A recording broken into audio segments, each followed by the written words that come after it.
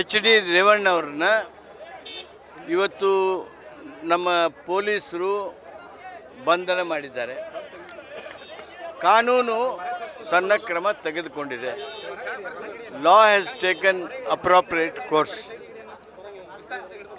ಅವರ ವಿರುದ್ಧ ಇರತಕ್ಕಂಥ ಆಪಾದನೆಗಳ ಹಿನ್ನೆಲೆಯೊಳಗೆ ಏನು ಕೇಸ್ ರಿಜಿಸ್ಟರ್ ಆಗಿತ್ತು, ಏನು ಕೆಲವು ಪುರಾವೆಗಳು ಲಭ್ಯ ಆಗಿದ್ದು, ಆ ಹಿನ್ನೆಲೆಯಲ್ಲಿ ಅವ್ರನ್ನ ಬಂಧನ ಮಾಡಿದ್ದಾರೆ. ಅವರು ಎಲ್ಲೇ ಇರಲಿ ಅವ್ರನ್ನ ಬಂಧನ ಮಾಡೋದಕ್ಕೆ ಸೂಕ್ತವಾಗಿರ್ತಕ್ಕಂಥ ಕಾರ್ಯಕ್ರಮ ಜಾರಿಯಲ್ಲಿದೆ. ಸಹಜವಾಗಿ